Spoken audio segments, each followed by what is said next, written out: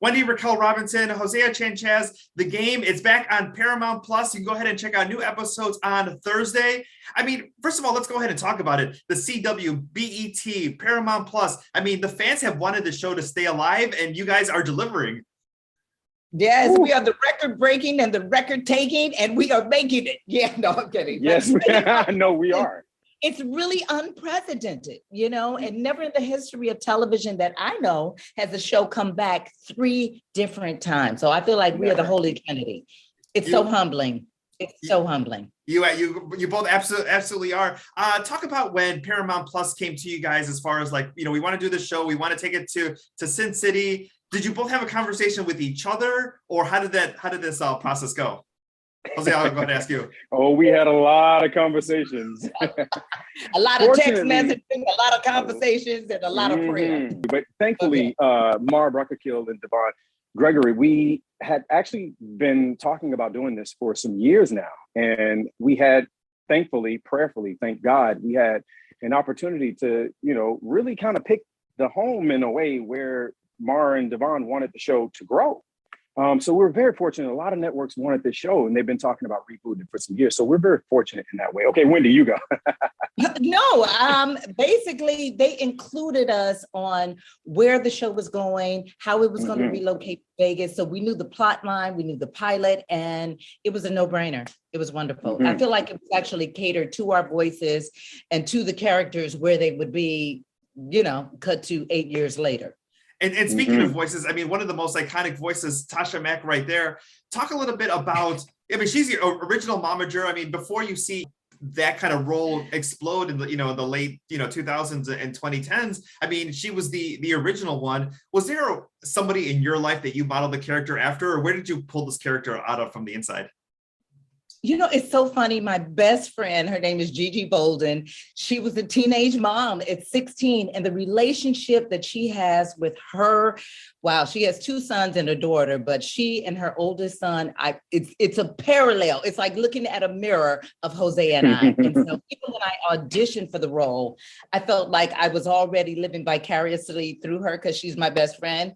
And even to this day, to see how they have grown in their maturity, because now, unlike Malik's character, but now she's a grandmother because, they've had children, but I was able to really pull from her. And then believe it or not, my mom she's the sassiest, the quickest with the one-liners and everything. So I kind of grew up innately with that around me. And I've just been surrounded by very strong women all my life.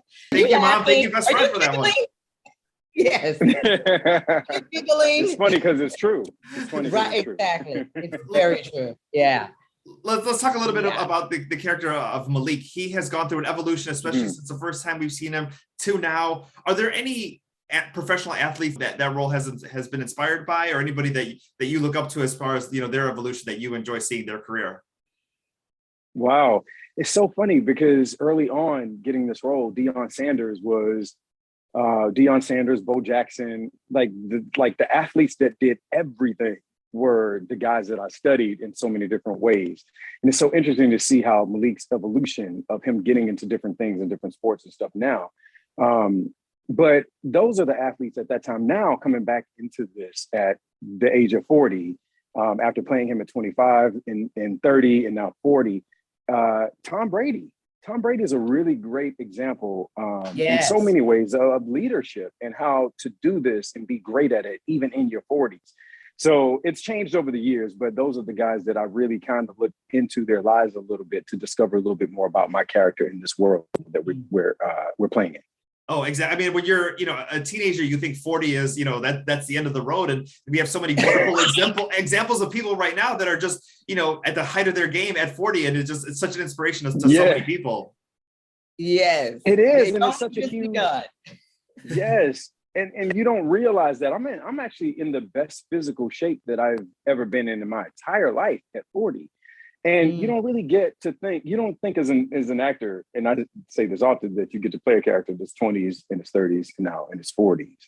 So I'm a really fortunate and blessed man. And there's a lot of source material and research to do at this inclination of my life and of Malik's life. That's a completely different story than it was at 25. So I'm excited about those things. And then final thing before we take off, you guys have a wonderful, mother-son relationship that portrays on screen.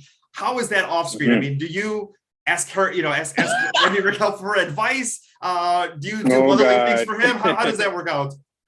Let me tell you what's something. so funny? It's actually the flip. He's the dad. I'm the kid. I'm the old man. We're a family. It's absolutely, it's amazing. And I've never had a scene partner or a co-star or even in theater, when you do plays and they run forever. But I have to say that art is definitely imitating life and life is imitating art. And it's just so, it's comforting to know that there's somebody there that not only has your back, but knows what's on your back. You need to have somebody like that in your life at all times. And I'm so happy that you both have each other. I'm happy that the show is back. The Game, catch it Thursdays on Paramount Plus. Thank you so much for your time today. Thank you so much.